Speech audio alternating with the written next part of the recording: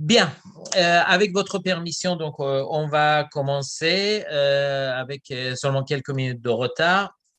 Donc, quelques mots très rapides d'introduction. Donc, comme vous le savez, donc, on a organisé au niveau du Centre franco-iranien tout un cycle de webinaires concernant ce qu'on appelle l'Iran et son étranger proche. On a évoqué la question du Liban, on a évoqué la question de l'Iran au niveau de l'Asie. Et là, on va s'intéresser à la question irakien et iranien, parce que l'axe Bagdad-Téhéran probablement va être un axe structurant pour l'avenir du Moyen-Orient. Donc, permettez-moi d'abord de présenter nos intervenants que je remercie sincèrement. Donc, pas par ordre alphabétique, hein. Maître Pierre Fournol, donc avocat d'affaires, président d'une société de conseil spécialisée sur la question irakienne, qui nous fait l'honneur d'être là de Bagdad. Après, Georges Malbruno, je pense que tout le monde le connaît, grand reporter, auteur, spécialiste du Moyen-Orient. Le livre, je voulais vous le montrer, donc l'un des livres qu'il a écrit, Le déclassement français, vraiment, je le conseille parce que il y a une multitude de chapitres, mais je peux vous dire que le chapitre sur l'Iran, c'est bluffant, ayant été pratiquement partie prenante dans tous les dossiers qu'il traite.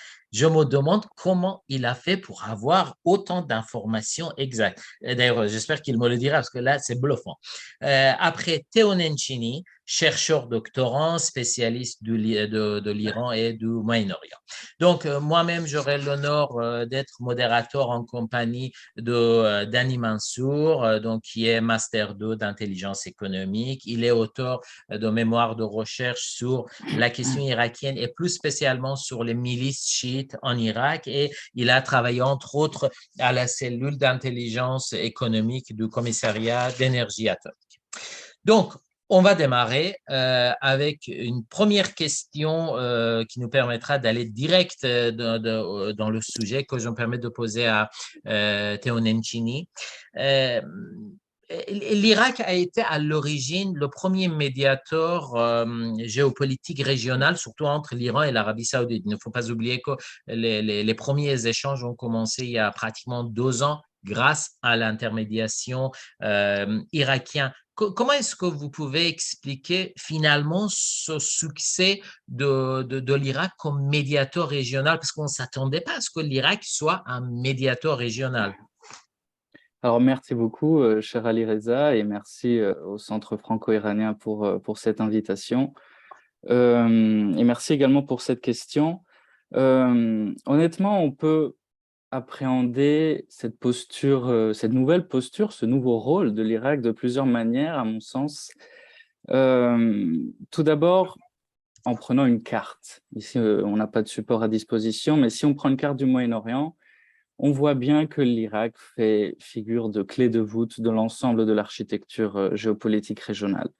C'est-à-dire que l'Irak est encastré, si l'on veut, entre les trois grandes puissances de la région, que sont l'Iran, l'Arabie saoudite et la Turquie, et entretient des relations complexes, ambiguës, problématiques avec l'ensemble de ces trois acteurs, et cela depuis, disons, une vingtaine d'années.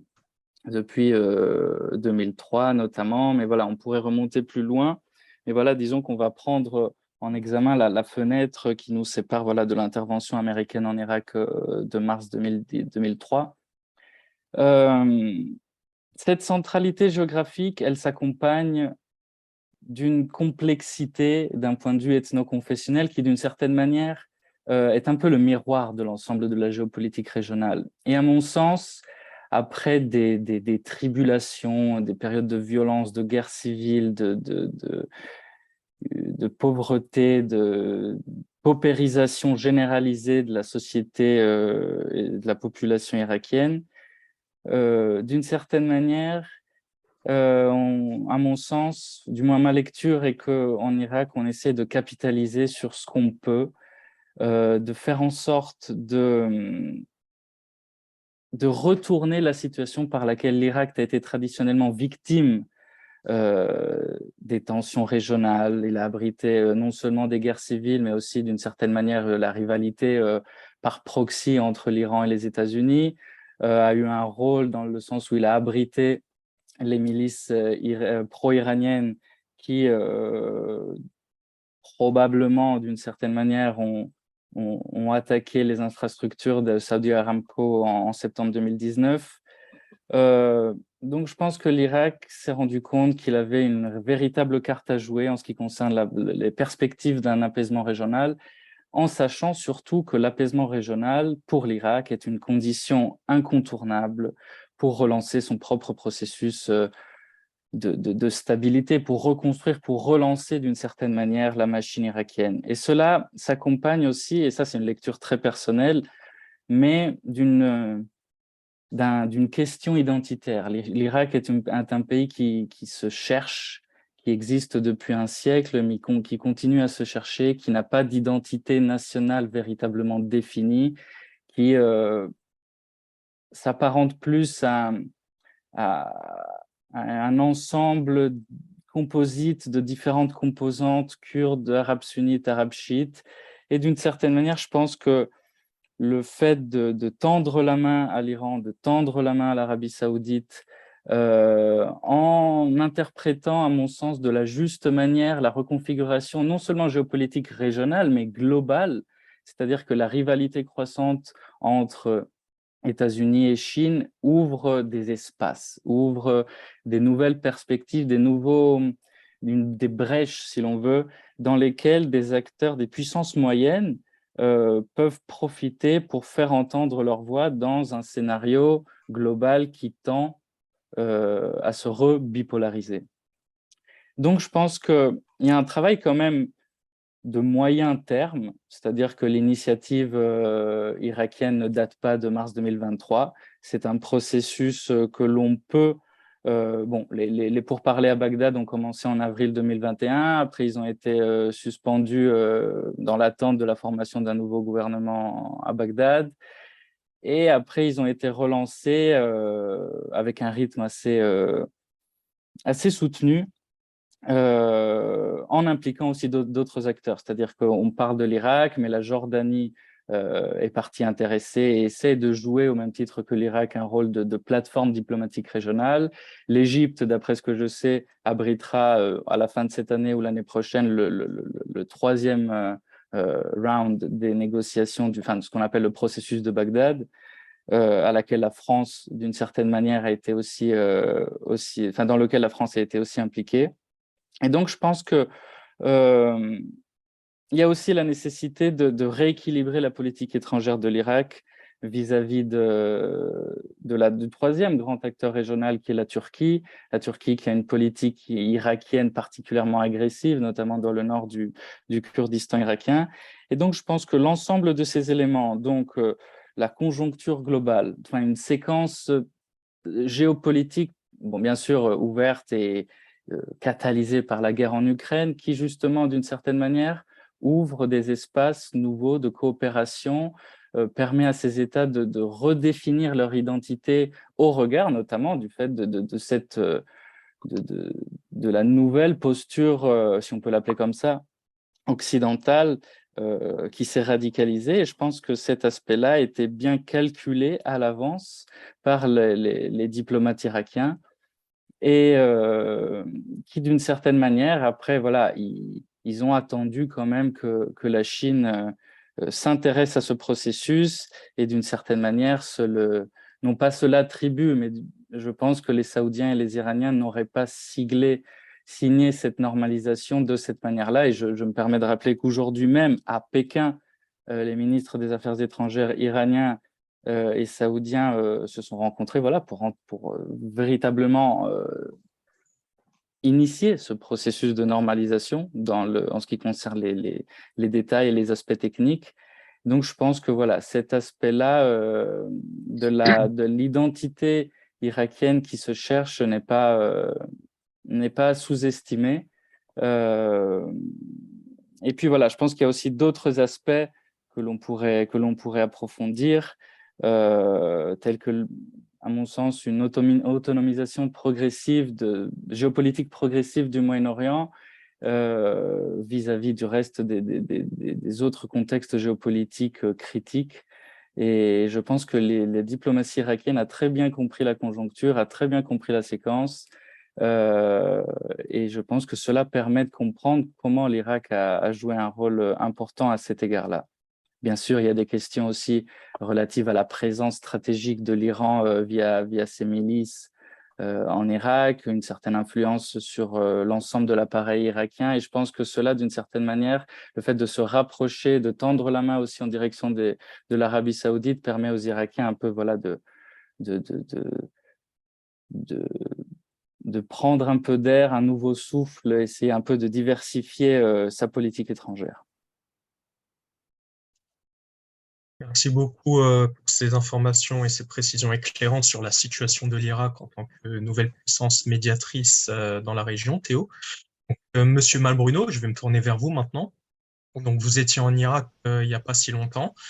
Et la question que je voudrais vous poser, en fait, concerne le Premier ministre actuel, Mohamed Shia al-Soudani. Quel est son bilan actuellement lors de ses premiers mois en tant que Premier ministre irakien? On sait que son prédécesseur, Mustafa al-Kazimi, est contesté des factions pro-Iran, même s'il était accepté, qu'il était plus vu comme l'homme des Américains et l'homme aussi des puissances arabes du Golfe. Là, Soudani est plus un proche justement des partis pro-iraniens. Donc, qu'est-ce que vous pouvez nous dire aussi sur les relations de l'Iran et de l'Irak depuis qu'il est au pouvoir et aussi de son bilan lors de ses premiers mois en tant que Premier ministre?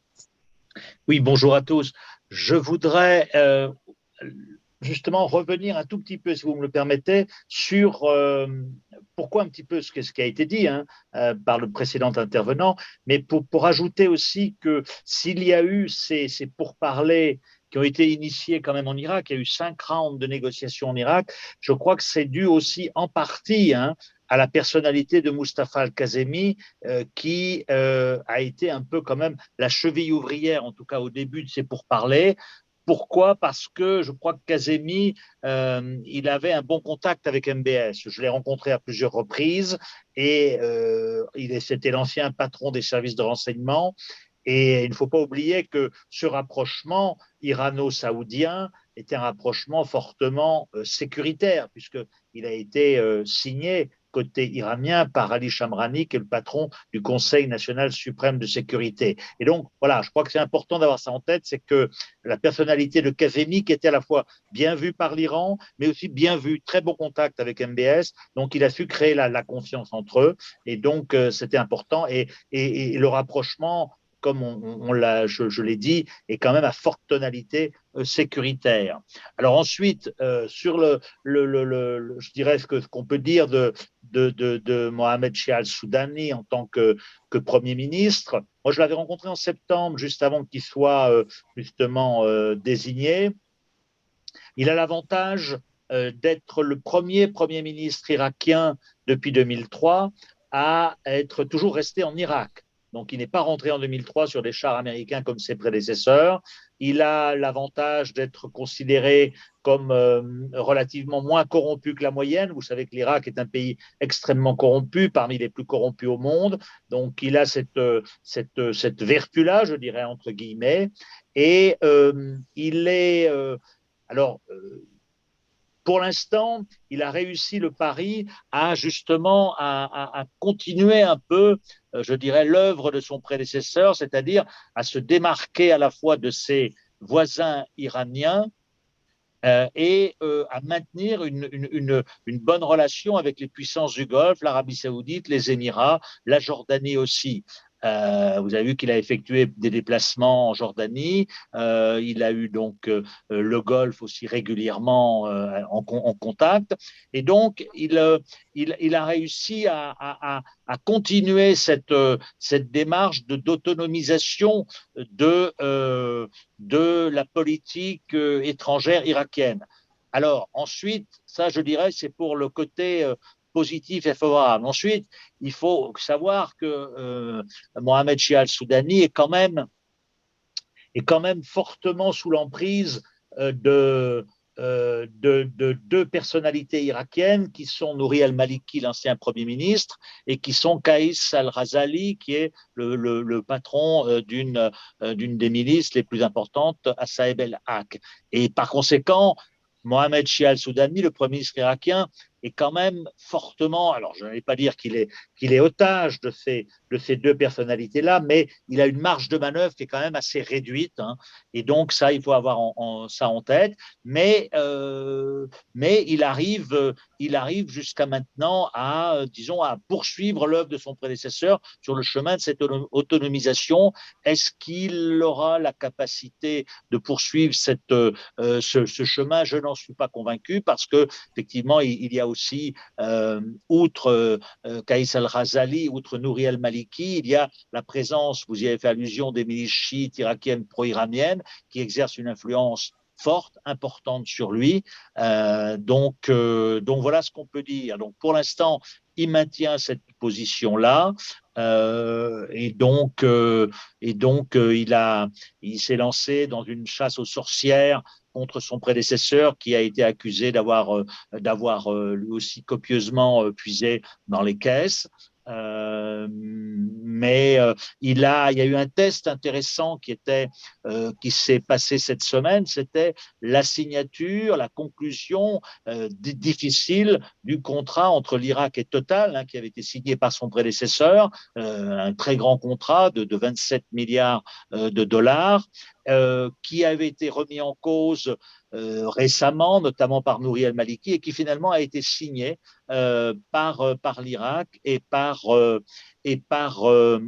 Total, alors que certains pouvaient penser que l'Iran était assez opposé à ce contrat, et que Mohamed Shia al-Soudani et le ministre du pétrole étant fortement sous l'influence de Nouri al-Maliki et d'autres, qui m'avaient dit qu'ils n'étaient pas favorables à ce contrat quand j'ai vu Maliki il y a 3 semaines à Bagdad. En fait, ce contrat a été signé, donc ça montre qu'effectivement, l'Irak de Mohamed Shia al-Soudani reste comme ça sur cette ligne de crête, qui avoir des relations, d'ailleurs il l'a dit, bonne relation avec l'Iran, mais aussi bonne relation avec les pays arabes du Golfe, mais aussi avec les États-Unis. Ce qui est assez curieux, c'est que Mohamed Shia al-Soudani voit pratiquement, pas toutes les semaines, mais en tout cas toutes les 2 semaines, l'ambassadrice américaine à Bagdad, ce que son prédécesseur Mustafa al-Kazemi, qui était pourtant considéré comme pro-américain, ne faisait pas. Donc il y a une volonté de sa part de s'affranchir d'un certain nombre de tutelles. C'est intéressant.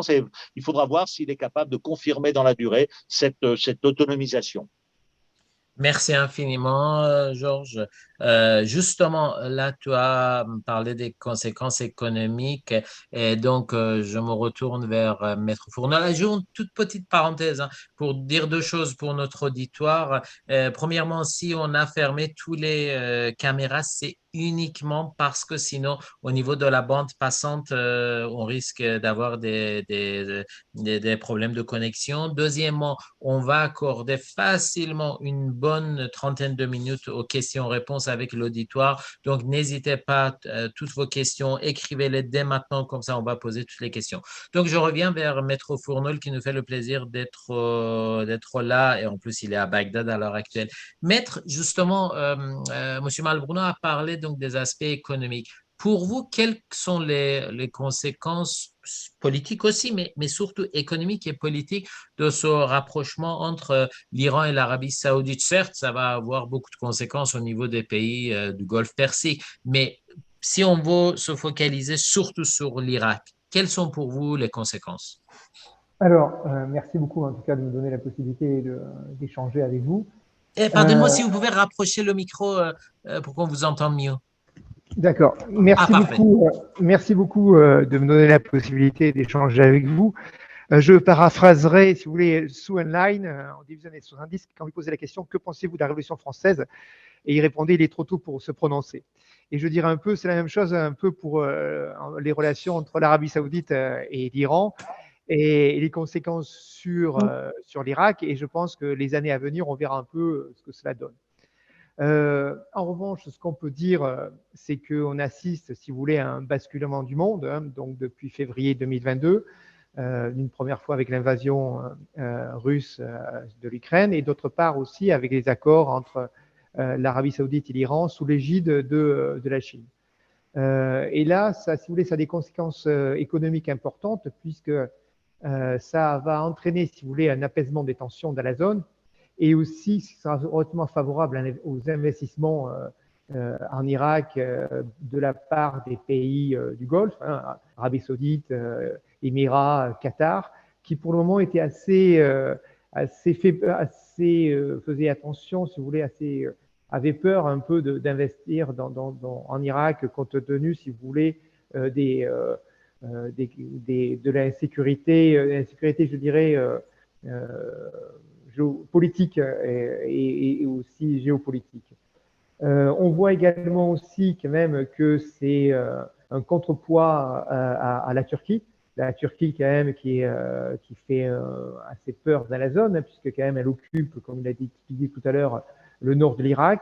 Elle fait un chantage à l'eau et également aussi active dans des zones comme Mossoul avec une population turcomane assez importante.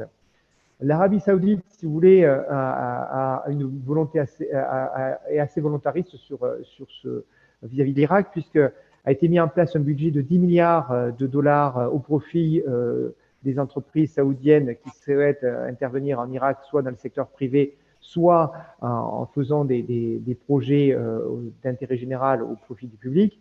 Et dernièrement, Al-Soudani a annoncé que l'Arabie Saoudite prévoyait d'investir 100 milliards de dollars en Irak dans les prochaines années. Donc on voit, si vous voulez, un changement global de la zone qui ne touche pas uniquement à l'Irak, mais il touche carrément à la zone Moyen-Orient, puisque les pays de la zone, Arabie Saoudite, Qatar, Émirats Arabes Unis notamment, recherchent à attirer les entreprises occidentales pour créer, si vous voulez, des bassins industriels en profitant, si vous voulez, d'une énergie peu chère et des facilités d'investissement. Donc, si vous voulez, il y a une prise de conscience de ces pays des difficultés que rencontre l'Europe et NBS a déclaré dernièrement que le Moyen-Orient sera la nouvelle Europe. Et là également, c'est un peu tôt pour le dire, on le verra. Mais si vous voulez, il y a une politique volontariste d'attirer les investissements et d'industrialiser le Moyen-Orient. Alors justement, quel est l'intérêt, si vous voulez, aussi pour l'Irak, mais aussi pour l'ensemble des pays de la zone, entre ce qui nous intéresse, l'Iran, l'Arabie Saoudite notamment. L'Arabie Saoudite et le Qatar, les Émirats Arabes Unis disposent de moyens financiers importants. L'Irak a une population et des besoins importants, 41 millions d'habitants et des besoins importants. Et l'Iran a des industries, mais aussi également des ressources humaines importantes. Et là-dessus, il y a peut-être quelque chose à créer, à réfléchir sur justement une coopération multi-pays dans différents secteurs de l'économie, permettant, si vous voulez, d'avancer et ne pas rester, si vous voulez, à la volonté de rapprochement et d'avoir des aspects concrets. Donc, la problématique se pose pour les entreprises françaises et occidentales de prendre en considération, si vous voulez, ces changements et dans le Golfe, et également de voir les opportunités pour elles de travailler sur ces pays, tant l'Irak, tant l'Arabie Saoudite, le Qatar, les Émirats Arabes Unis, et quand la situation aura évolué, sans doute en Iran. Voilà. Donc, c'est une zone dynamique et qui bénéficie, si vous voulez, directement d'un rapprochement entre l'Arabie Saoudite et l'Irak. Maintenant, reste à confirmer la volonté exprimée par les gouvernements. Voilà ce que je peux dire. Merci. Merci beaucoup, Maître Fournol, pour ces informations. Effectivement, les informations économiques sont souvent mises de côté quand on étudie ce dossier irakien, qui est beaucoup politique et sécuritaire, mais ces informations sont tout à fait centrales. Je me retourne vers vous maintenant. Donc, on l'a mentionné plusieurs fois. Okay, très bien. Ouais. Je me tourne vers vous, Théo. La normalisation entre l'Iran et l'Arabie Saoudite, justement, on en parle plusieurs fois. Quelles sont les conséquences à court et moyen terme, justement, sur la région et surtout sur l'Irak, bien évidemment? Je pense que je vais essayer de prendre un peu de recul par rapport aux détails un peu plus sur la situation économique qu'a détaillé Maître Fournol, je pense qu'il y a plusieurs types de conséquences. Je pense qu'il y a des conséquences d'un point de vue de la dimension géopolitique, d'un point de vue stratégique. Après, il y a des conséquences d'un point de vue diplomatique. Et après, il y a toute la question qui, à mon sens, se recoupe plus ou moins des marchés financiers, comment ils appréhendent cette normalisation. Et après, la question de l'opinion publique qui, d'une certaine manière, va sous-tendre un peu la réaction économique à cet événement qui est important, qui est significatif, parce qu'il n'y a pas simplement rétablissement des relations diplomatiques après l'interruption en 2016. C'est-à-dire qu'on ne revient pas à 2016. Il y a une dynamique de nouveau départ. Et à mon sens, le mot-clé, c'est apaisement. C'est-à-dire pour une fois, la crise, elle est en Europe. Pour une fois, la crise, elle est en mer de Chine. Et les pays au Moyen-Orient, d'une certaine manière, essayent de profiter de cette conjoncture pour se rapprocher, pour, de manière très, très transactionnelle. Et c'est ça, à mon sens, le grand point d'interrogation. C'est le fait que là, tout le monde est dans la réelle politique. Oui, allô? Non, c'est bon, continue. Tout le monde est dans une approche très pragmatique, c'est-à-dire que voilà, on est dans le transactionnel et on essaye de mettre en forme une nouvelle approche, une nouvelle grille de lecture de la géopolitique régionale. Euh, et donc, ça passe par une dynamique de réhabilitation. Excusez-moi, j'entends un son. Oui, il y a un petit écho et je ne sais pas d'où vient l'écho parce que tous les micros sont fermés. Bon, Bon, bah, écoutez, je continue, continue, c'est pas grave. Donc, si vous voulez, je vais appeler ça un petit tour de table, un petit focus sur les différents scénarios qui risquent d'être impactés assez brièvement par cette normalisation, d'un point de vue géopolitique et stratégique. Parce que le focus de la normalisation, du moins pour les Saoudiens, c'est le Yémen. C'est-à-dire que cette épine dans le dos ou sur le flanc était devenue insupportable d'un point de vue stratégique et d'un point de vue politique. C'est-à-dire que ce n'était plus tenable. L'opération saoudienne euh, a échoué ou de manière relative, mais d'une certaine manière, il n'y a pas eu de succès et on ira vers une très probable cessation des hostilités dans le prolongement d'une trêve qui dure déjà depuis plusieurs mois.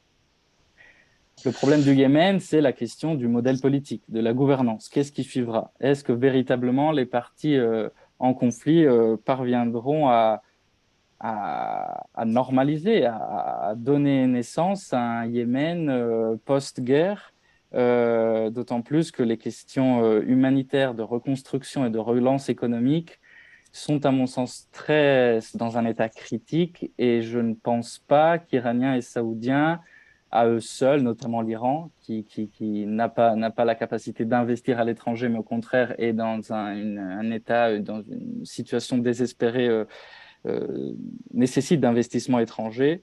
Donc voilà, il y aura nécessairement la nécessité d'amener à la table des financeurs, des investisseurs extérieurs. Après, il y a la Syrie. Et la Syrie, c'est très intéressant à mon sens, et on ne peut pas aborder l'Irak de cette manière-là sans la Syrie. Et la Syrie s'aligne sur la dynamique iranienne, et la Syrie profite de tout. Elle profite de cette séquence de normalisation et en profite pour voilà, renormaliser ses relations avec l'ensemble des pays de la région. L'année dernière, on a vu Bachar al-Assad se déplacer aux Émirats. Là, Bachar al-Assad était accueilli à Moscou par Vladimir Poutine dans le cadre d'une très probable normalisation avec la Turquie. Apparemment, des pourparlers sont en cours avec l'Arabie saoudite. Quid de l'Occident? Je serais très, très curieux de voir la réaction des États-Unis et des Européens par rapport à cette réhabilitation syrienne. Mais néanmoins, voilà, là aussi des questions critiques, irrésolues, non affrontées. Le gouvernement syrien n'a pas le contrôle de l'entièreté de son territoire. Et il y a en Syrie l'enjeu critique très important des frappes israéliennes qui ont été intensifiées, frappes israéliennes contre les positions des milices chiites plus ou moins proche de l'Iran sur le territoire, dans l'Est syrien. Puis on pourra y revenir éventuellement dans le cadre des questions. Le Liban, à mon sens, c'est peut-être le seul État où la situation ne va pas sensiblement changer. Je pense que voilà, le pays est englué dans son immobilisme, dans ses défaillances critiques et dans son système confessionnel. Voilà, sur cette espèce de dynamique qui n'est pas amenée à évoluer. Mais d'après ce que j'ai cru comprendre, les Saoudiens, déjà très impuissants au Liban, laissent le Liban aux Iraniens, si on peut dire comme ça. Ils étaient très soucieux d'avoir des concessions iraniennes en ce qui concerne le Yémen. Et je pense que d'une certaine manière, voilà, la situation au Liban n'est pas amenée à évoluer en ce qui concerne le rôle potentiel qu'aurait pu jouer l'Arabie saoudite. Mais je pense que l'Arabie saoudite, tout simplement, essaye de se replier sur son identité arabique, de la péninsule arabique. L'ensemble des nouveaux projets qu'on peut recouper sous l'étiquette de Vision 2030, donc qui essaie de faire tout simplement de l'Arabie saoudite un hub régional, hub géoéconomique régional, avec des projets comme la ville futuriste de Neom. Mais disons que peut-être le Proche-Orient est peut-être mis de côté durant cette séquence par l'Arabie saoudite, à l'exception de l'Irak, qui s'avère être un nouveau pôle diplomatique régional, qui se veut, comme je disais précédemment, peut-être le nœud névralgique de ce nouveau logiciel, mais qui, là aussi, fait face à des déficiences structurelles, c'est-à-dire qu'on ne parvient pas encore à sortir du système confessionnel post-2003, on n'arrive pas à réformer ce système-là. La question de la contestation sociale, au même titre de l'Iran, n'a pas été adressée, ou du moins elle a été adressée, mais de manière marginale, même si certains ont un regard un peu plus positif sur cette question-là. Et il y a aussi voilà, deux questions plus stratégiques. D'un côté, la présence résiduelle de cellules djihadistes à travers le pays, qui, d'une certaine manière, ou du moins officiellement, justifie la présence encore des troupes américaines, il me semble 2500 unités américaines toujours présentes en Irak, et la question des différends internes à ce qu'on appelle la maison chiite. Différents qui, d'après ce que je peux voir, n'ont pas été véritablement résolus. Peut-être, comme disait Georges Malbruno, la présence, la figure de Mohammad Shia al-Sudani pourrait, voilà, qui était le candidat favori, ou du moins un des favoris des Iraniens, pourrait peut-être améliorer cette situation. Mais à mon sens, en Irak, à la moindre étincelle, ça risque compte tenu de la complexité aussi, voilà, on a parlé de la Turquie dans le nord, la complexité des enjeux auxquels fait face ce pays, je pense qu'à la moindre étincelle, ça risque de repartir en vrille. Et je pense que, voilà, si on passe à l'Iran, l'Iran a profité, voilà, de la conjoncture dont j'ai déjà parlé. Et l'Iran, donc, a remporté, à mon sens, un véritable succès diplomatique dans la mesure où il a été réhabilité diplomatiquement. Et on voit, les Iraniens discutent avec tout le monde, avec les Jordaniens, avec les Égyptiens, avec les Émiriens. Et surtout, ça a été aussi un succès stratégique. Pourquoi stratégique? Parce que, tout simplement, l'influence, le rôle, la place iranienne au Levant a été légitimée, a été reconnue. Et je pense que c'est la plus grande des victoires pour l'Iran. Et après, on y reviendra sûrement successivement. Je pense que les soucis pour l'Iran sont plutôt de nature de politique intérieure. Et enfin, je pense qu'il y a deux grands perdants. Et les deux grands perdants, ce sont les Américains et les Israéliens, qui se trouvent dans une position très compliquée en ce moment.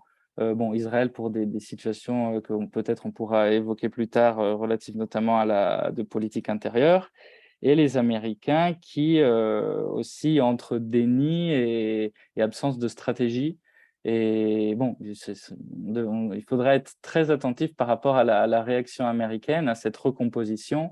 Et puis, je pense que plus tard dans la discussion, on abordera la question de la Chine plus dans le détail. Merci Théo pour ce tour d'horizon vraiment très complet. Mais justement, ça me donne la possibilité de revenir vers Georges Malbruno. Georges, tu as toujours suivi tous les rondes de négociation à Bagdad et le rôle de la France avec beaucoup de précision.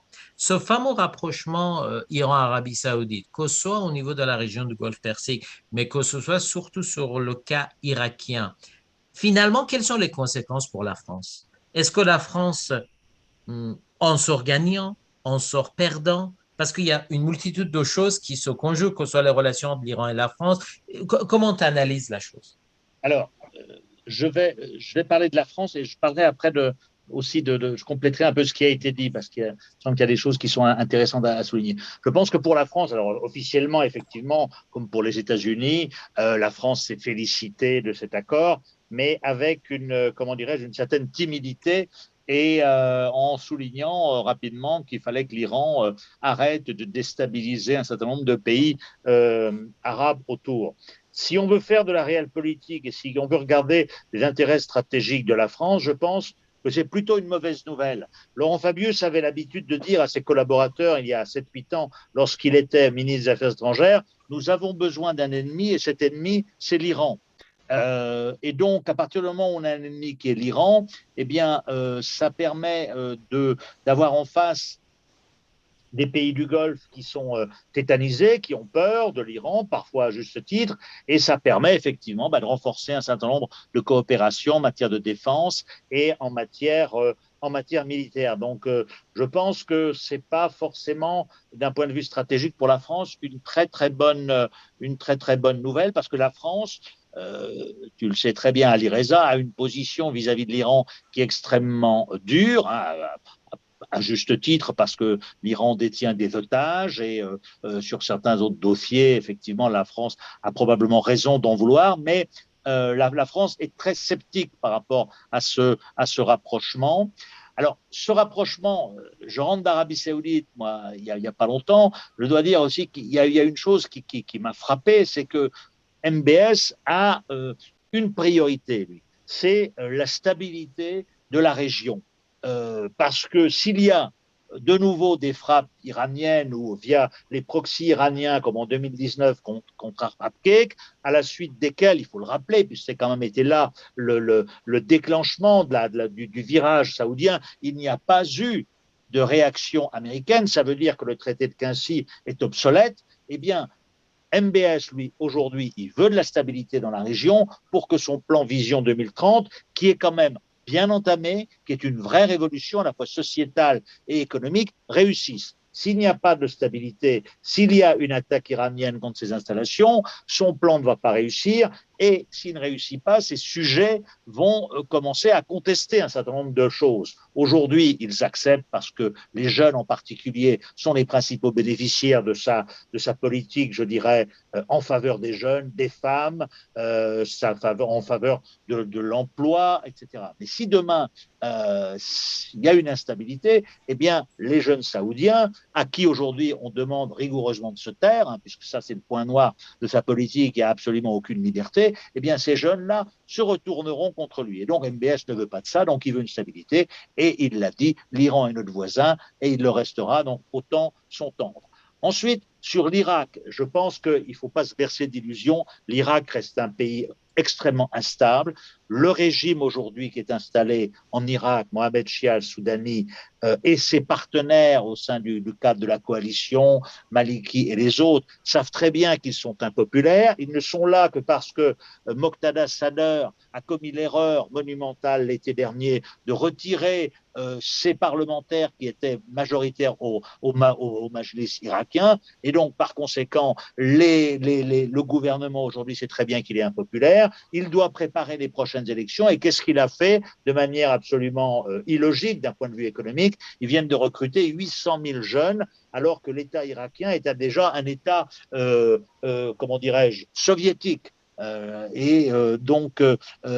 Mais ça montre que Soudani et ses amis ont conscience qu'ils sont impopulaires et donc ils veulent acheter la paix sociale pour préparer les prochaines élections qui seront probablement en fin d'année. Mais il faut aussi rappeler que pas plus tard que la semaine dernière, ils ont réinstauré une loi électorale qui n'est pas du tout favorable à l'émergence de nouveaux acteurs, des indépendants. Donc par conséquent, il y a toujours cette mainmise des principaux partis irakiens qui sont détestés par la population, il faut bien le dire. Donc voilà, je voudrais le rappeler parce qu'il ne faut pas s'emballer.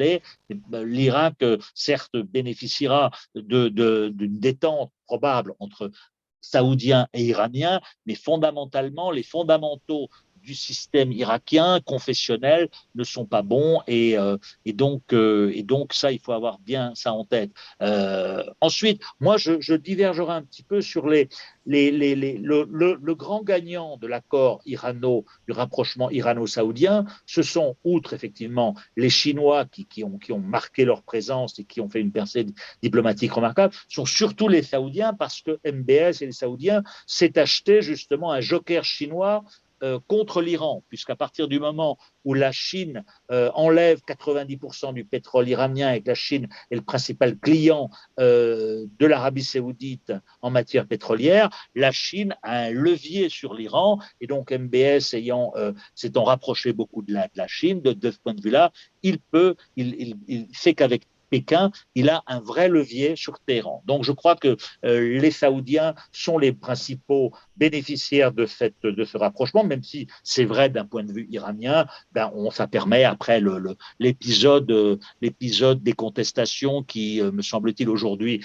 est un peu terminé. Ça permet aussi, effectivement de montrer que diplomatiquement l'Iran n'est pas isolé, mais d'un point de vue saoudien, je trouve que ça a été une belle réussite. Ensuite, ce que je voudrais dire aussi sur la France, la France et l'Irak, effectivement, Emmanuel Macron avait réussi ce coup de faire cette conférence de Bagdad 1 à l'été 2021, en réunissant effectivement les Iraniens, les Saoudiens, les pays du Golfe, la Turquie, la Jordanie, etc.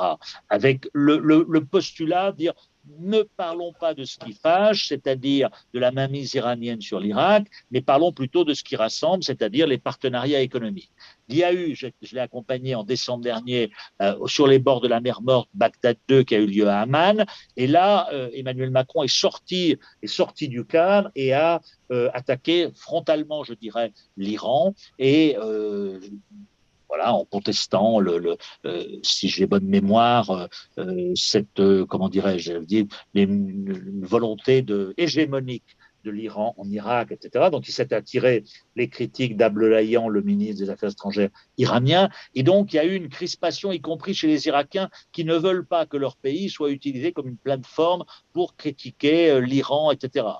Les Irakiens n'aiment pas forcément, et ça, vous le savez très bien, l'Iran, pour des raisons historiques, etc. Mais ils savent aussi que l'Iran est leur voisin et qu'ils doivent composer avec l'Iran. Et donc, les Irakiens pour un Bagdad 3. Je ne suis pas sûr que le Bagdad 3 se tienne d'ailleurs au Caire, comme ça a été plus ou moins évoqué, parce que l'Irak ne veut plus de plateforme consacrée à Bagdad, mais qui ait lieu à Amman et qui ait lieu au Caire, etc. Donc je pense qu'on aura plutôt un Bagdad 3 à Bagdad avec à forte vocation justement économique, et non pas. Et puis il faut surtout donner de la substance à ces conférences, voilà, parce que pour l'instant il n'y a rien derrière. Les projets économiques, les grands projets, il n'y a rien eu. Les Irakiens comme les Arabes se plaignent, etc. Disent aux Français, il nous faut de la substance, sinon ça ne peut pas être qu'une photo, une belle photo pour dire que Emmanuel Macron est le seul dirigeant non régional à être présent à ces conférences. Donc voilà, donc je pense qu'il faut être,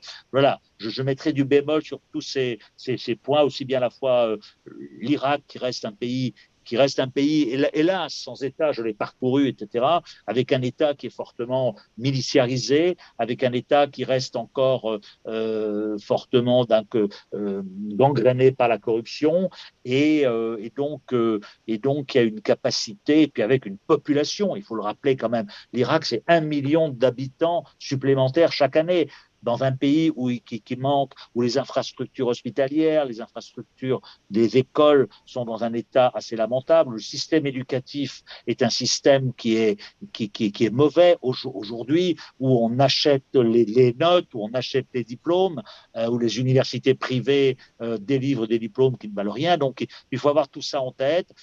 Aujourd'hui, il y a une petite fenêtre d'opportunité. Je pense que l'Irak bénéficiera de ce rapprochement saoudo-iranien, mais les fondamentaux de l'Irak restent des fondamentaux qui sont, à mon sens, mauvais parce que eh bien, ils ne permettent pas l'émergence d'un sentiment d'appartenance nationale, et que depuis 2003, on reste sur cette identité irakienne qui est fortement confessionnelle. Et donc, effectivement, tant que l'Irak n'aura pas été capable, je pense, de recréer, d'amender sa constitution, de trouver un nouveau contrat social entre ces différentes communautés, eh bien, c'est un pays qui sera aux prises aux plus grandes difficultés. Merci pour ces précisions très importantes, Monsieur Malbruno. Donc, vous avez à juste titre rappelé la fébrilité de l'économie irakienne, du secteur privé irakien, aussi des infrastructures. C'est pour ça que je me tourne vers vous maintenant, Maître Fournol, puisque tout d'abord, la question que je voudrais vous poser concerne le positionnement économique de la France en Irak. Comme on le sait, avant 2003, d'ailleurs, la France était sous régime de Saddam Hussein, le principal partenaire occidental de l'Irak. Après, donc, l'élitement de l'État irakien et les malheurs qui sont suivis, donc, quel est le positionnement économique de la France actuellement? Ensuite, une deuxième question, toujours pour vous, c'est est-ce qu'il y a des possibilités justement pour les entreprises françaises, comment elles peuvent aborder le marché irakien et de possibles synergies avec des entreprises iraniennes, par exemple? Merci. Alors, merci. Alors, je vais commencer par le positionnement économique de la France en Irak. Je vais rappeler quelques dates. Donc, de la France en Irak, il y a 400 ans, en 1623, arrivent les Carmes à Bassora. 99 ans, en 1924, la Compagnie française des pétroles est créée, l'ancêtre de Total, et qui va prendre participation dans l'Iraq Petroleum Company et ses filiales dans les Émirats Arabes Unis, à côté de British Petroleum et de Royal Dutch Shell notamment. En 1952,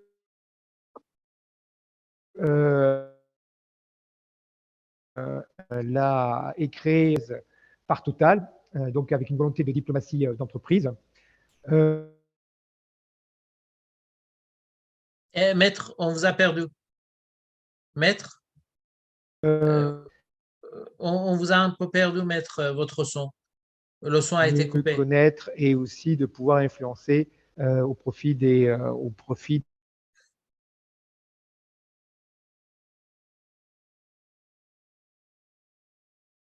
Maître, est-ce que vous nous entendez?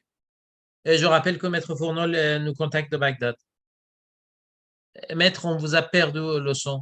Vous avez coupé le son. Est-ce que vous m'entendez là? Ah, ça c'est parfait, parfait, parfait. D'accord. Continuez, je vous en prie. Donc j'étais, si vous voulez, en 1952 avec justement la création d'un think tank dépendant de Total avec une diplomatie d'entreprise orientée vers le Moyen-Orient. Jusqu'en 1971, 75% du bruit de Total provenait d'Irak, d'Iran et des Émirats Arabes Unis. 1953, le premier attaché commercial français prend l'ambassade à Bagdad. Et 1954, elle est à l'initiative de Total et crée la compagnie industrielle et financière du Moyen-Orient avec comme ambition d'aider les exportations françaises en Irak.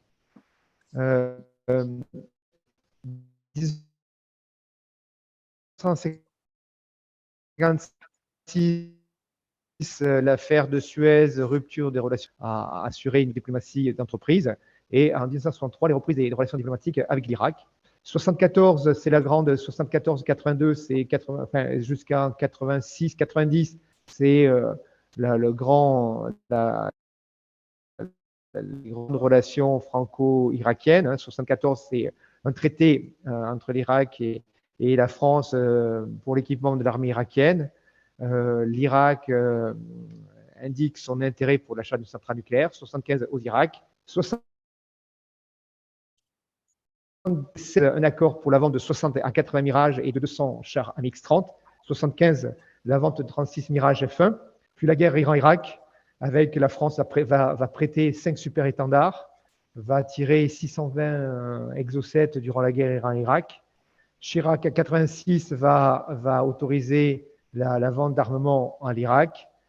Après, en 90, août 90, l'Irak envahit le Koweït. Février 91, se retire du Koweït et accepte les résolutions de l'ONU. Donc, s'ensuit un embargo, un blocus total sur l'Irak, avec les conséquences dramatiques que l'on connaît. Et en 95, la visite de Tarek Aziz à Paris, avec la mise sur pied de pétrole contre nourriture, et ce qui a été relativement favorable aux intérêts français. 2003, les États-Unis, la coalition américaine envahit l'Irak. Donc, une position là-dessus, la France est un peu en retrait jusqu'en 2009 avec Sarkozy. En 2011, Sarkozy décide de mettre en place le Centre français des affaires sous l'égide de l'ADIT. À partir de sous Hollande, Hollande va insister pour que la France s'implique aux côtés de l'Irak contre Daesh. Et puis, depuis 2017, implication de la France avec un volontarisme du président Macron, mise en place d'un prêt de 1 milliard au profit des projets français en Irak et la signature récente d'un partenariat stratégique qui insiste d'une manière importante sur les aspects sécuritaires et qui prévoit pas mal de choses. C'est un peu la lettre au Père Noël compte tenu de l'étendue de ce partenariat stratégique. Je crois qu'il faut revenir sur un peu l'état des lieux, alors positionnement économique traditionnel, dans un monde en mouvement. On verra que si vous voulez, l'histoire se répète. Hein. Alors l'état des lieux, quelques fondamentaux sur l'Irak, comme l'a cité tout à l'heure Georges, c'est une population importante qui augmente de 1 million d'habitants par an. Hein. On est à 43 millions d'habitants, l'Iran 86 millions et l'Arabie Saoudite 36 millions. 60% de la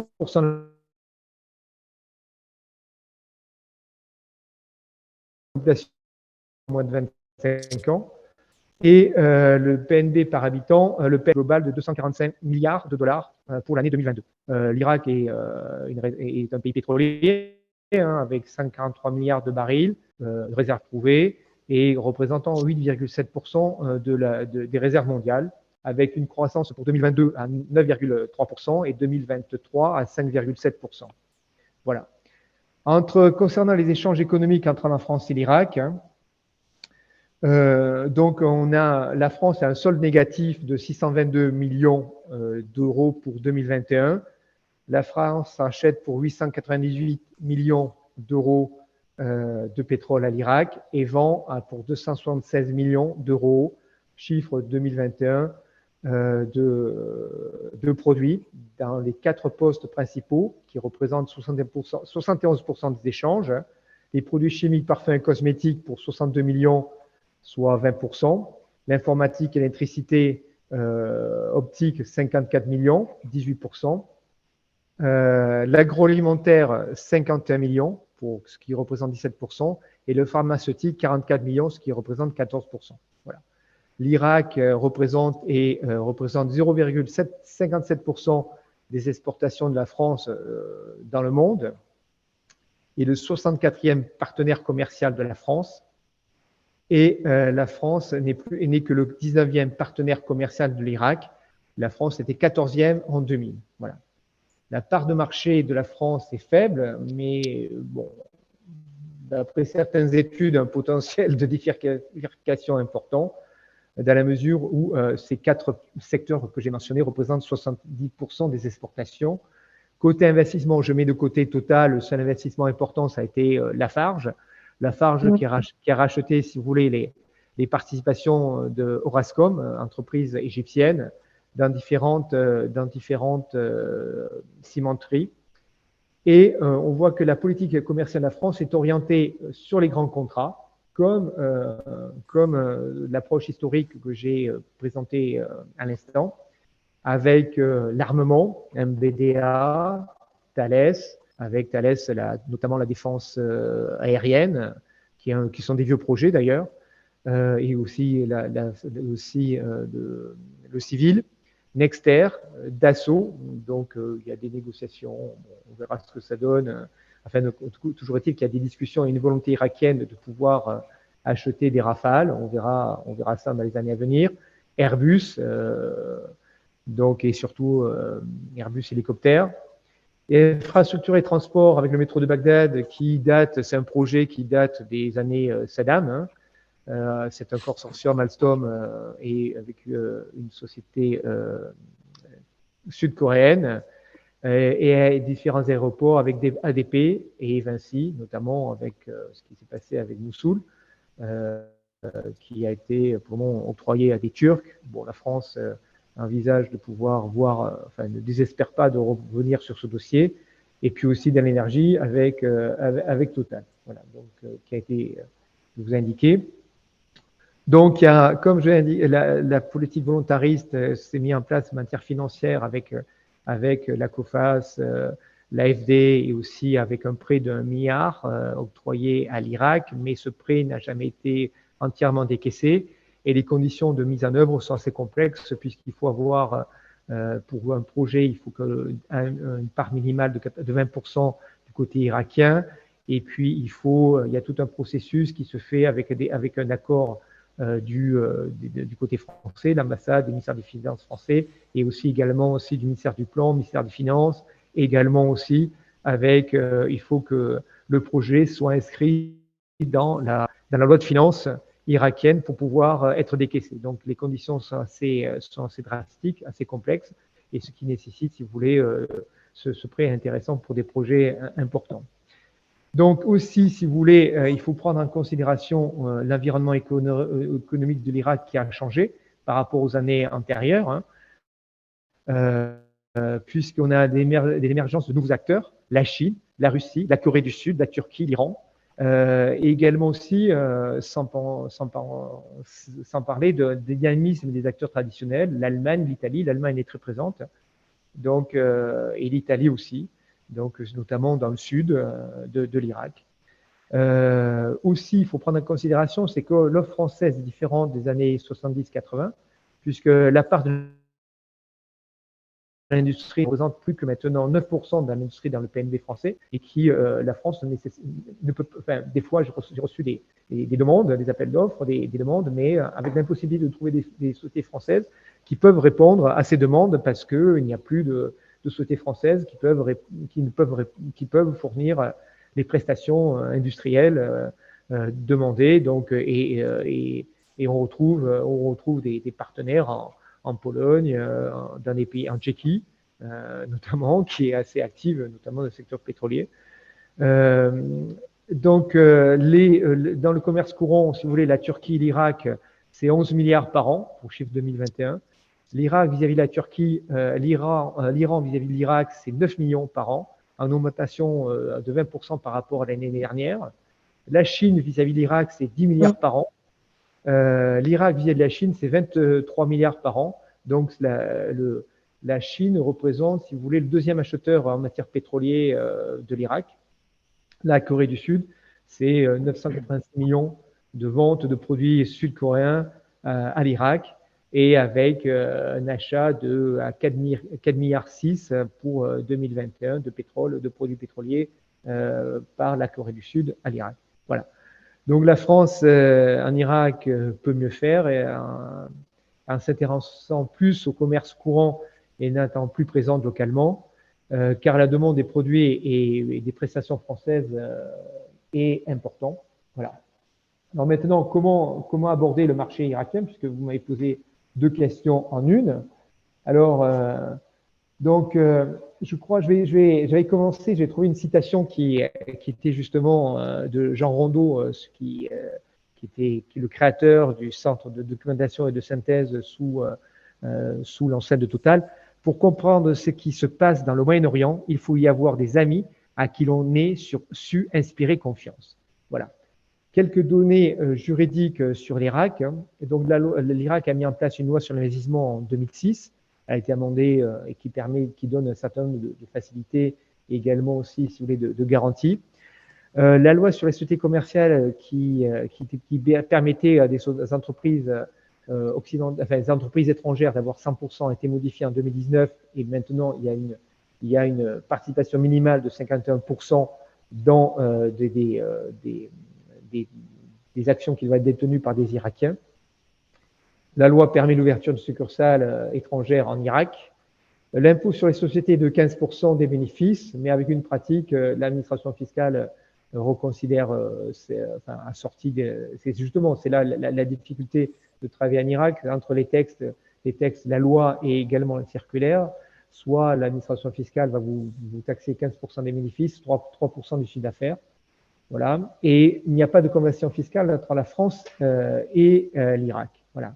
Il y a un traité de protection des investissements entre la France et l'Irak de 2010 qui a été rentré en vigueur en 2016. Et l'Irak est membre depuis 2022 de la Convention de New York sur l'exécution des sentences arbitrales. Voilà. Alors, quelques règles fondamentales pour travailler en Irak, à mon avis. Il faut tout prendre du temps. Problème des ressources humaines, comme l'a souligné Georges tout à l'heure, c'est une catastrophe. Les gens achètent leur diplôme. Les gens sont diplômés en droit, une maîtrise, et sont incapables cas concret, de vous citer 3 matières, une seule matière qu'ils ont étudiée pendant 4 ans, alors qu'ils ont une maîtrise, ils ont bac plus 4. Voilà. Donc ça pose un réel problème. Autre problème aussi pour travailler en Irak, il faut être présent physiquement et disposer d'un relais sûr et efficace, car sinon, si on n'est pas présent, rien ne se fait et rien n'avance. Et donc, c'est assez exténuant. Et je dirais que tout est compliqué en Irak, même si rien n'est impossible, mais quand même, au jour le jour, tout est très complexe, et notamment quand vous travaillez avec des entreprises publiques irakiennes et même dans le secteur privé. Alors, justement, il faut différencier, à mon sens, le secteur public du secteur privé. Dans le secteur public, vous avez l'État fédéral. Je mets de côté le Kurdistan, le gouvernement régional kurde, irakien. Vous avez les gouvernorats. Et vous avez aussi ce que mis en place l'Irak, des projets d'investissement proposés par la Commission nationale d'investissement. Alors, quand on travaille avec l'État fédéral et le gouvernorat, donc aujourd'hui, si vous voulez, on est en 2023, le budget n'a toujours pas été adopté, le budget a été présenté par le gouvernement, est à l'Assemblée nationale et toujours en discussion et avec pas mal de problèmes. Alors, c'est un budget qui se veut assez ambitieux, puisque c'est un budget qui va sur 3 ans, de 2023 à 2025, mais il n'est toujours pas voté, ce qui vraiment pose un problème, puisque simplement, aujourd'hui, si vous voulez, les ministères demandent des avances sur leur budget au ministère des Finances, et ce qu'ils font, ils payent uniquement les fonctionnaires. Voilà. Comme l'a souligné tout à l'heure aussi Georges, c'est l'importance des dépenses courantes. Je discutais avec un responsable il y a quelques jours, justement sur un projet pour savoir s'il y avait des investissements pour ces projets. Il m'a répondu, si vous voulez, qu'actuellement, 70% du budget, alors ça varie entre 50 et 70, des budgets part aux dépenses courantes. Donc, il reste très peu pour les investissements structurants, alors que l'Irak a besoin de ces investissements pour fonctionner, hein. Donc des investissements dans l'eau, des investissements dans l'assainissement, des investissements dans les routes, les infrastructures, voilà. Donc on est si vous voulez, dans un résultat d'une politique visant à acheter la paix sociale, et après les émeutes de 2019, et la classe politique irakienne, c'est très bien qu'elle doit essayer de trouver une solution, car sinon il y aura de nouveau des émeutes, et ces émeutes seront beaucoup plus importantes que 2019, et la classe politique irakienne a peur justement de cette situation. Voilà. Donc, merci beaucoup. Cher maître, par rapport à ça, parce que je pense que là, vous venez de souligner plusieurs points très importants par rapport à la question de la paix sociale. Mais justement, je voulais demander à tout le monde, n'hésitez pas dès maintenant à poser vos questions, parce que là, on va commencer maintenant à répondre aux questions de l'auditoire. Donc, permettez-moi de vous poser la première question. Et c'est une question à M. Nencini pour un peu ouvrir l'horizon. Euh, Sachant que l'Iran fait partie de l'Organisation de coopération de Shanghai, le rôle de la Chine, la manière dont, avec l'Arabie saoudite, il y a une normalisation, un approfondissement avec les Émirats. Finalement, est-ce qu'on est vraiment à l'aube d'une nouvelle forme de géopolitique régionale? Là, c'est une question très ouverte, hein, qui dépasse uniquement le cadre Iran-Irak, mais en attendant que l'auditoire écrive ces questions, je voulais un peu ouvrir et après, on aura aussi d'autres questions pour Georges et aussi pour Maître Fournol. Alors, merci Alireza pour cette question. Moi, je pense que oui. Je pense qu'on est à l'aube d'une nouvelle géopolitique régionale avec, comme l'ont rappelé Monsieur Malbruno et Maître Fournol, des déficiences structurelles très importantes. Là, on a beaucoup parlé de l'Irak, mais je pense que voilà, l'ensemble des pays de la région font face à des problèmes structurels multidimensionnels très significatifs. Il n'en demeure pas moins que la séquence est significative et je pense qu'elle témoigne, enfin qu'elle nous oblige à tous à essayer de comprendre ce qui est en train de se passer. Et je pense qu'en ce qui concerne l'Iran, la géopolitique iranienne, on l'a déjà vu depuis plusieurs années. Moi, personnellement, je mène une recherche sur les relations entre la Chine et l'Iran. Depuis plusieurs années, l'Iran réoriente sa politique étrangère dans la mesure où la situation géopolitique au Moyen-Orient était assez figée jusqu'à présent. Et là, voilà, on essaie de relancer ces dynamiques, on essaie de réinstaurer une nouvelle dynamique géopolitique en normalisant, en apaisant les relations entre les différentes parties, en essayant d'outrepasser la division chiite-sunnite, ou disons en mettant un peu sous le tapis, je pense, ces distinctions dans ce que j'appelais avant une approche transactionnelle.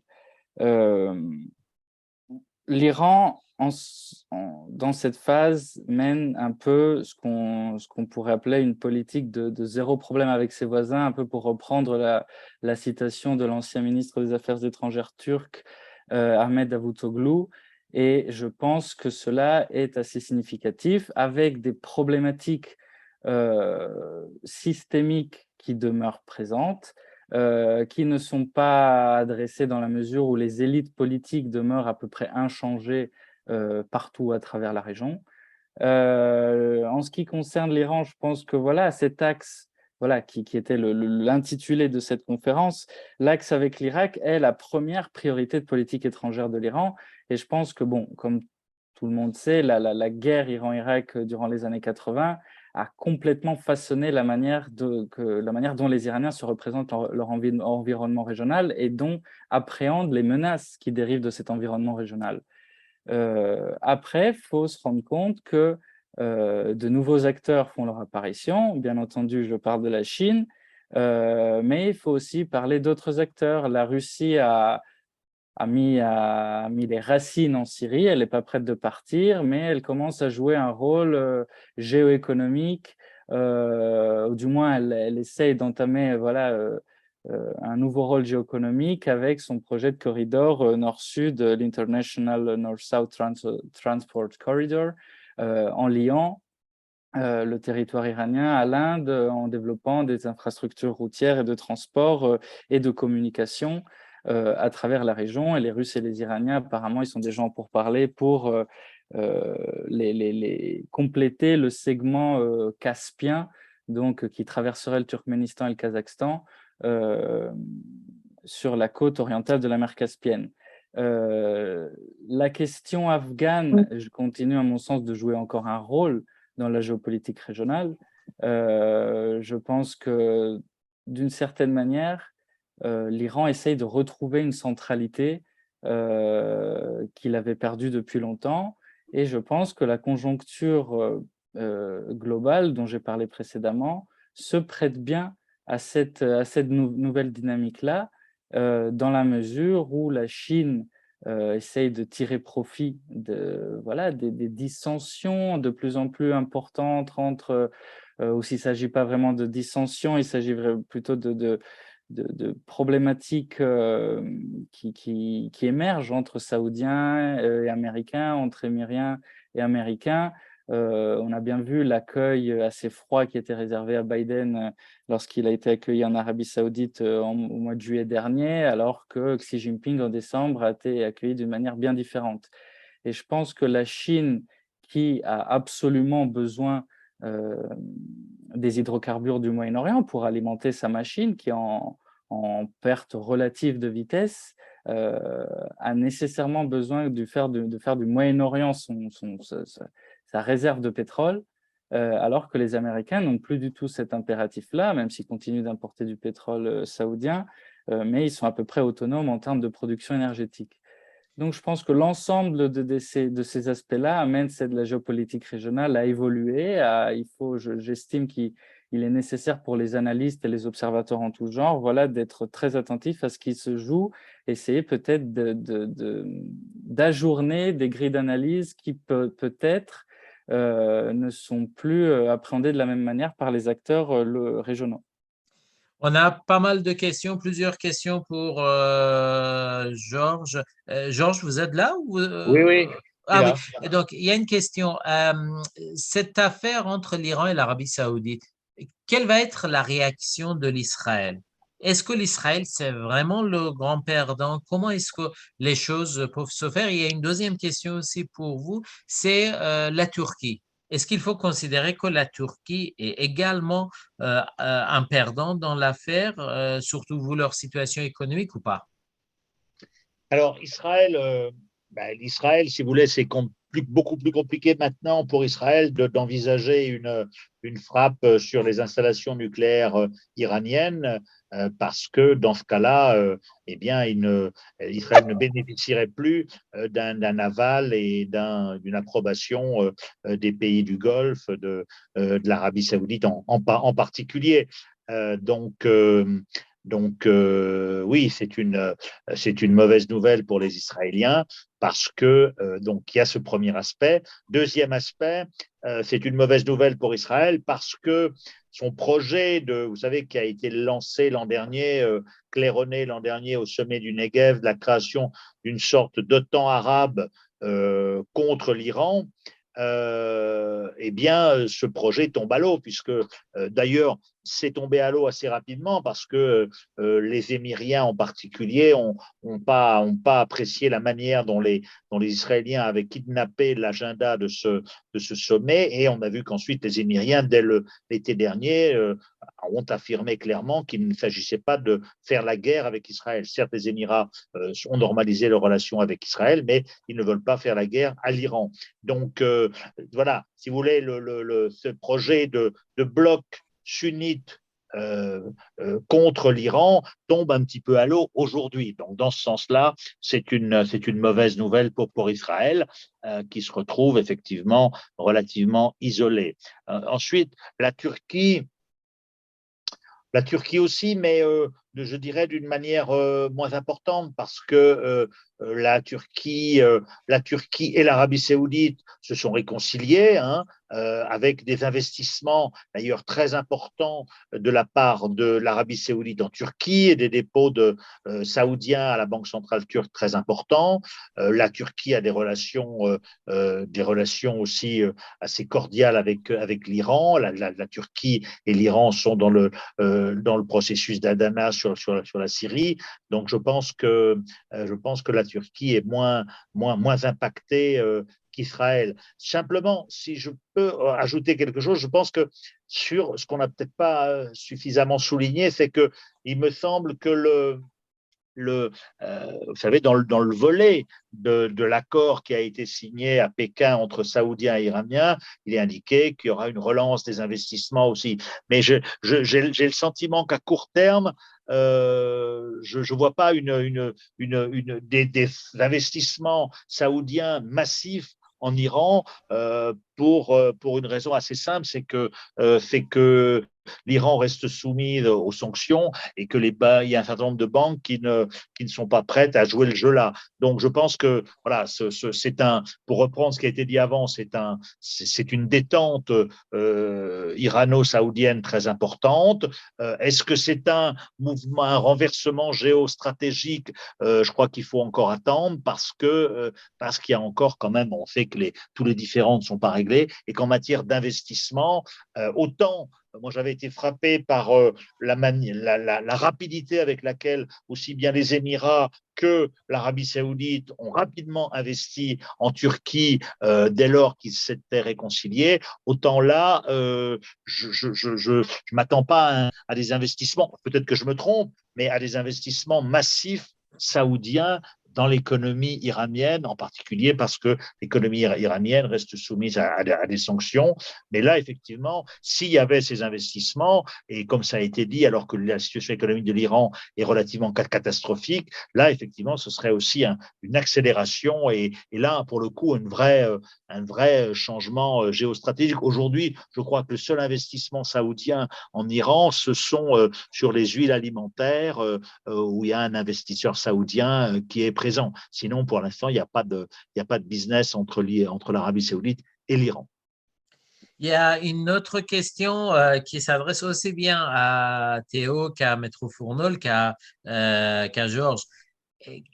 Quel a été finalement l'impact de l'assassinat de général Soleimani par les Américains en Irak? Est-ce que ça a signifié une perte d'influence iranienne ou pas? Et puis, il y a une deuxième partie. Quel est aujourd'hui, d'après vous trois, le positionnement iranien par rapport à la région autonome du Kurdistan irakien? Et pour même lire jusqu'au bout la question, est-ce que les Iraniens pèsent en faveur des talibani par rapport au Barzani ou pas? Donc, voilà trois questions en réalité. Et qui souhaite répondre à la question sur l'assassinat du général Soleimani ou la perte ou pas de l'influence iranienne? Soleimani, c'est vrai que son successeur a beaucoup moins d'aura, beaucoup moins, je dirais, entre guillemets, légitime. Soleimani, lorsqu'il rencontrait tout le monde d'ailleurs, c'est ce que Mustafa Kazemi me disait lorsque je le voyais en septembre, il rentrait il rentrait comme, je dirais, dans un moulin à vent, ce qui embêtait profondément les Irakiens, alors que Kahani, me disait Mustafa Kazemi, doit passer par la porte d'entrée, c'est-à-dire par un visa, etc. Donc, l'assassinat de Soleimani a satisfait tous ceux qui sont anti-iraniens en Irak, et ils sont nombreux, et il a affaibli l'Iran dans la mesure où Soleimani, mais pas seulement en Irak, mais avait une aura, avait une autorité sur ses partenaires que n'a pas Kahani. Et effectivement, il y a probablement eu chez certains partenaires de l'Iran, je parle en particulier de la milice Kataeb Hezbollah, qui est la milice la plus proche de l'Iran, une certaine autonomie, mais une autonomie qui ne veut donc une autonomie par rapport à l'Iran, mais qui ne veut pas dire une prise de distance. C'est plutôt, c'est un petit peu comme le Hezbollah vis-à-vis de l'Iran. Le Hezbollah est très proche de l'Iran, mais le Hezbollah a aussi une autonomie. Et je crois que lorsqu'on parle de l'influence iranienne ou de sa déstabilisation, on risque de le voir d'ailleurs au Yémen, les proxys iraniens dans la région, certes, sont des proxys iraniens, mais ont acquis aussi leur propre autonomie. Et les Houthis, on va bien le voir là, certes, les Houthis restent un proxy iranien, et en particulier probablement plus du Hezbollah que de l'Iran, mais ont acquis une propre autonomie. Et d'ailleurs, il faudra leur faire avaler la pilule si jamais il faut faire la paix avec l'Arabie saoudite. Et d'ailleurs, certains de leurs représentants ont d'ores et déjà dit que les Houthis n'étaient pas sur remote control de l'Iran. Donc voilà, je crois qu'il y a eu, vous savez, l'Iran en Irak reste il y a eu depuis 2003, Ali Larijani l'a dit lors d'un dîner à Bagdad dans les années 2008 chez Bahram Saleh en disant on n'aurait jamais imaginé, nous autres Iraniens, que les Américains nous fassent un cadeau de cette ampleur en éliminant notre ennemi historique Saddam Hussein. Donc l'Iran, depuis 20 ans, a tissé sa toile en Irak. Il y a des hauts et des bas. L'Iran sait que même les chiites irakiens ne sont pas forcément des amoureux de l'Iran, mais il y a des intérêts mutuels, et y compris chez les Kurdes, puisque ça me permet d'embrayer sur la question. Et ensuite, là, l'Iran a des relations privilégiées avec l'UPK de l'anciennement Jalal Talabani à Souleymanié, des relations beaucoup plus difficiles avec le PDK de Massoud Barzani, qui est lui beaucoup plus, je dirais, sur une optique occidentale et même israélienne, alors que l'UPK est dans une optique plus nationaliste, nationaliste irakienne. Mais vous vous souvenez, enfin ceux qui connaissent un peu la réalité, en 2014, en août 2014, lorsque les djihadistes ont foncé sur Erbil, Massoud Barzani a appelé l'Iran et a appelé le général Soleimani pour que les Iraniens viennent à sa rescousse. Et donc, ça veut dire aussi que il y a un consulat iranien à Erbil et qu'il y a une proximité géographique et que donc voilà, les Iraniens l'Iran a réussi à tisser un réseau très vaste, sophistiqué, fait de pression aussi en Irak qui lui donne un levier très très important sur ce pays-là. Cher maître, pour aller dans ce sens-là, quelles sont les relations entre la région autonome kurde en Irak et le gouvernement irakien et du point de vue économique entre le Kurdistan irakien et l'Iran? Et il y a une autre question aussi, après je passerai aussi à Théo, par rapport à la question purement pétrolière. Aujourd'hui, vous qui êtes à Bagdad, quel est véritablement le poids de l'Irak au sein de l'OPEP? Alors, si vous voulez, concernant la relation entre la région du Kurdistan et l'État fédéral, on assiste, si vous voulez, depuis quelque temps, à un apaisement. Donc, il y a eu décision, notamment de la Cour suprême, qui a remis en cause, si vous voulez, la vente du pétrole. Et également aussi, si vous voulez, dernièrement aussi, il y a eu un arbitrage avec la Turquie, condamnant la Turquie à payer à l'Irak, je crois que c'est 1,5 milliard de dollars en dédommagement. Suite, si vous voulez, à la contrebande de pétrole qui partait sur la Turquie, qui était organisée. Voilà. Pour être très, très clair avec vous, je connais pas très bien le Kurdistan irakien et les différentes, dans les grandes lignes. Donc dans les grandes lignes, mais si vous voulez dans le détail, moi je suis uniquement centré sur l'État fédéral. L'État kurde, enfin le gouvernement régional a ses propres lois, essaie, si vous voulez, de s'autonomiser par rapport au gouvernement fédéral. Mais il y a une reprise, si vous voulez, suite à l'épisode Daesh, il y a une reprise quand même en main de l'État fédéral par rapport au gouvernement du Kurdistan. S'agissant du poids, si vous voulez, du poids de l'Irak par rapport à l'OPEP, donc si vous voulez, vous savez, c'est un des fondateurs de l'OPEP et également aussi l'Irak a l'ambition de produire de plus en plus et d'être un acteur parmi les plus importants. Je crois que d'ailleurs, en matière de production, je crois que c'est le deuxième producteur de l'OPEP. Donc a des grandes ambitions de produire, à un moment avec des grandes ambitions de produire autant que l'Arabie Saoudite, mais pour des raisons diverses et variées, si vous voulez, notamment avec le retard qui a été pris, puisqu'il a été décidé sous l'égide Shahristani de faire des contrats de service et non pas des contrats de production, donc de partage de production, ce qu'a signé Total récemment, avec 30% pour la partie irakienne. Donc, alors que l'Irak avait souhaité au final avoir une participation plus importante. Donc, si vous voulez, donc se pose des questions de savoir est-ce que l'Irak va arriver à produire autant que ce qui était escompté dans les années à venir. Donc ça, on le verra. On verra. Donc, mais la production pétrolière étant quasiment l'unique ressource de l'État irakien. Et Maître, ça pose un problème. Il y a une autre question aussi pour vous en lien avec ça. Est-ce que pour vous, dans la situation actuelle, une coopération entre des entreprises iraniennes et irakiennes, que ce soit dans le domaine du pétrole, où il y a une véritable expertise iranienne, ou que ce soit dans les autres domaines, est-ce possible ou c'est complètement illusoire? Alors, entre iraniennes et irakiennes, si vous Oui. voulez, il y a déjà des projets. Alors, dans le secteur pétrolier, je ne peux pas vous répondre, mais si vous voulez, dans d'autres secteurs, oui. Là, par exemple, dernièrement, il y a une usine avec un investissement de 80 millions de dollars qui a été créée dans la région de Kerbala pour produire, si vous voulez, des produits laitiers. Et là-dessus, ce sont une société iranienne à travers un partenariat avec une société irakienne qui a investi.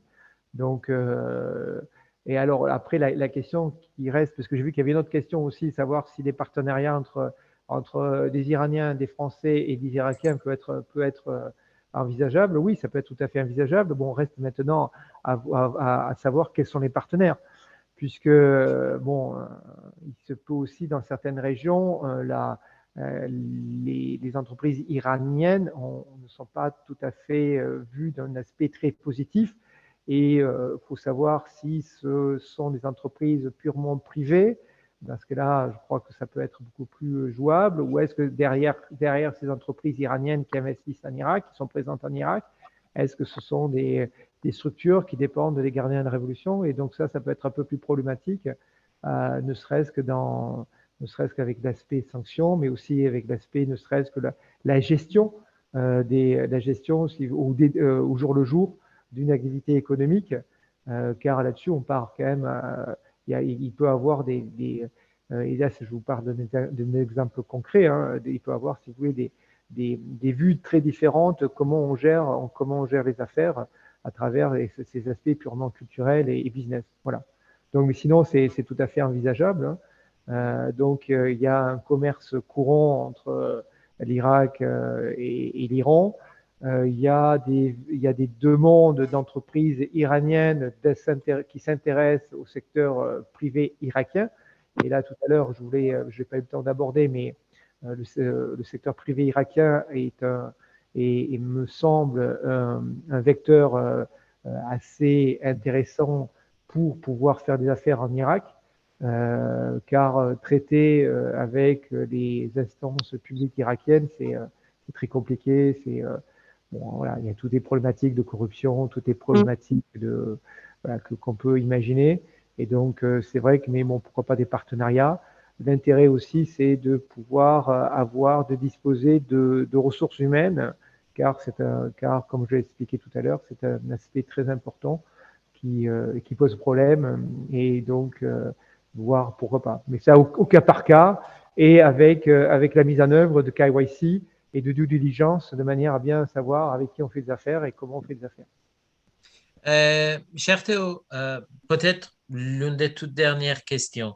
Pour revenir au sujet principal du webinaire, est-ce qu'un axe Téhéran-Bagdad pourrait à moyen ou long terme jouer au niveau de la région du Moyen-Orient le même rôle qu'à une autre époque l'axe Paris-Berlin a joué?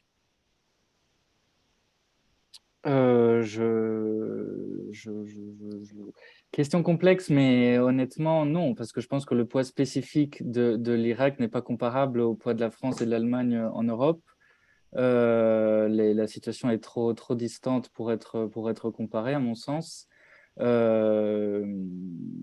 je sais même pas si on peut véritablement parler d'axe Téhéran-Bagdad au vu de ce qui a été dit et au vu aussi de la dépendance de cet axe, si on peut l'appeler ainsi, par rapport à une infinité de questions plus ou moins périphériques, de questions qui impliquent des puissances extérieures, des puissances régionales, et même des puissances à l'échelle locale, voire très locale, qui d'une certaine manière viennent affecter cette dynamique. Je pense que cet axe repose, enfin, si on peut encore l'appeler comme ça, sur une certaine représentation ou du moins du point de vue iranien, sur une certaine représentation de l'équilibre et d'une certaine projection, projection stratégique de la République islamique à travers le Moyen-Orient. Je pense qu'il faut le lire de cette manière-là, c'est-à-dire que l'Iran a intérêt à avoir un Irak relativement faible. Et ça, c'est connu, c'est-à-dire que après l'expérience de la guerre initiée par Saddam Hussein, les Iraniens se sont dit plus jamais ça. Et donc, dans l'intérêt des Iraniens, il y a celui d'avoir un Irak relativement faible, avec un État central relativement faible, comme c'est le cas maintenant. Et donc, je pense que dans la séquence actuelle, la situation, elle est relativement... elle se prête bien, disons, à la posture iranienne. Et on l'a vu, on en a parlé, par voilà, cet ensemble de défaillances structurelles qui minent le fonctionnement de ce pays. Après, voilà, je pense que par rapport à l'Irak, on peut se poser beaucoup de questions. J'ai essayé avant d'évoquer la question de l'identité, mais je pense que c'est une question fondamentale. Qu'est-ce que l'Irak? Est-ce qu'un État-nation? C'est-à-dire qu'en Irak, moi je dis souvent à mes étudiants, l'État a vu le jour bien avant la nation. Et je me demande même si la nation irakienne n'a jamais vu le jour. Je pense que voilà, il faut essayer d'appréhender cet axe Iran-Irak de cette manière-là, en sachant que voilà, l'Iran est une nation très ancienne, qui a un rôle spécifique au Moyen-Orient, voilà, qu'elle entend réacquérir. L'Irak n'est pas du tout dans cette dynamique-là. Et surtout, voilà, j'ai oublié de dire, une question voilà, qui intéresse particulièrement aux Iraniens, c'est de faire en sorte que l'Irak ne réintègre pas le giron du panarabisme. On ne peut plus l'appeler comme ça, mais voilà, c'est-à-dire que voilà, l'Irak doit, du point de vue iranien, rester très proche, voilà, fait partie de son étranger proche et doit rester bien distinct par rapport à d'autres dynamiques qui pourraient caractériser l'ensemble des puissances arabes. Du point de vue iranien, l'Irak a une place sensiblement différente. Dany, est-ce que tu souhaites poser la dernière question peut-être à Georges? Oui, oui, donc si elle n'a pas été répondue, donc la dernière question, c'est l'impact justement de la mort de Qassem Soleimani sur l'influence de l'Iran dans la vie politique irakienne. Et est-ce qu'on peut parler de perte d'influence, simplement? Quelqu'un vient de poser une dernière question. Pouvez-vous, s'il vous plaît, clarifier la distinction que vous faites entre nation et État? Donc, je pense que c'est à vous, Théo. Oui, après, ce sera à Georges. Désolé, j'ai eu une interruption de connexion. D'après ce que voilà, je réponds à la question qui m'a été posée. Une nation, c'est quelque chose c'est un sentiment d'appartenance, c'est un référentiel commun, c'est une conception assez partagée, voilà, de l'identité, le fait d'appartenir à une communauté plus large. Alors que l'État, voilà, l'État concrétise la nation. L'État est l'appareil, la structure institutionnelle qui est censée représenter la nation. Et l'Irak a vu le jour, bon, on peut remonter aux accords de Sykes-Picot si l'on veut, mais je veux dire, c'est un État qui a été établi par une puissance étrangère, en l'occurrence l'Empire britannique, avec des frontières totalement, voilà, qui ont été dessinées à la règle, sans prendre en compte les réalités locales. Ces trois composantes de l'État irakien, les Kurdes, les chiites, les sunnites, étaient réunis au sein de l'Empire ottoman dans un contexte, mais avaient chacune voilà, des projections très différentes.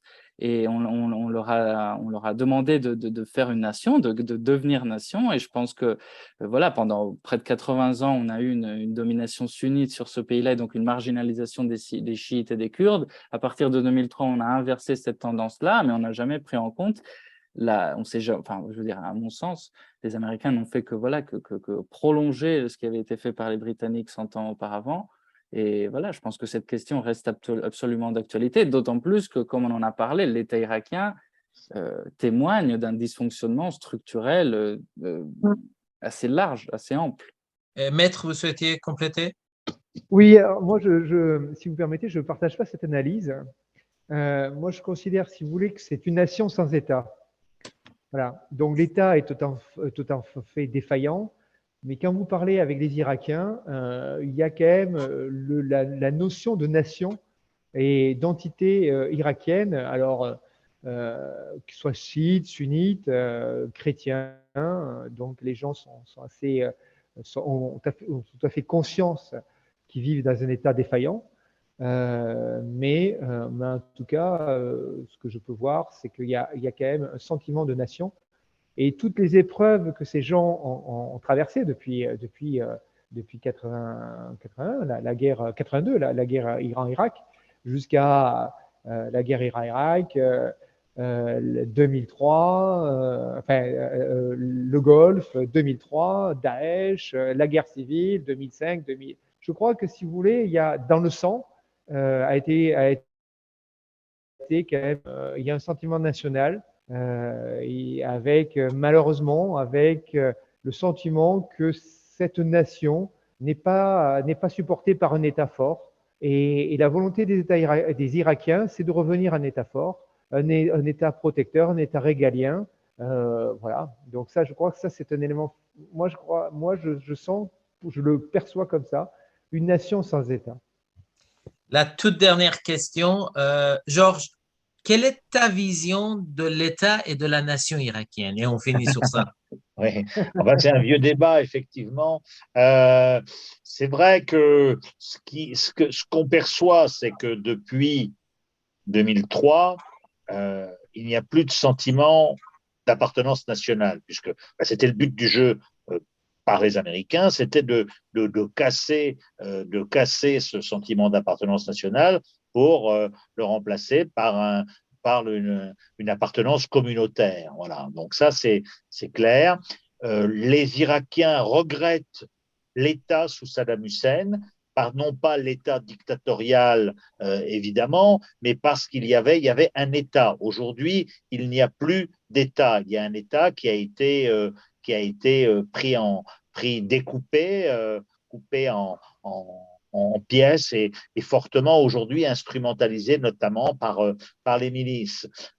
La nation irakienne, effectivement, historiquement, c'est une notion complexe. Mais je ne dirais pas que qu'elle n'existe pas. Il y a quand même sous Saddam Hussein, il y avait une propension excessive à penser que l'Irak était un peu au centre du monde. Et effectivement, il y avait une conception auto-centrée des relations internationales et qui ont d'ailleurs conduit Saddam Hussein à sa perte. Mais c'est vrai que la nation irakienne, c'est compliqué lorsque vous avez une partie des Kurdes qui veulent leur indépendance et que aujourd'hui même certains sunnites, eux, sont après avoir été hostiles au fédéralisme en 2005 parce qu'il allait encore accentuer leur marginalisation, sont aujourd'hui tentés par ce fédéralisme parce que justement l'État irakien est incapable de leur assurer un certain bien-être. Donc oui, c'est une question complexe, mais je pense quand même qu'il y a quand même il y a quand même un reliquat d'appartenance nationale parce que c'est un vieux pays, mais c'est une nation effectivement qui reste une nation qui est à la fois flétrie et qui a souffert. Pierre Fournol le rappelait, c'est quand même un pays qui depuis 40 ans ne vit que de guerre, d'embargo, d'occupation, de guerre civile, et donc effectivement c'est un pays qui est toujours en grande souffrance.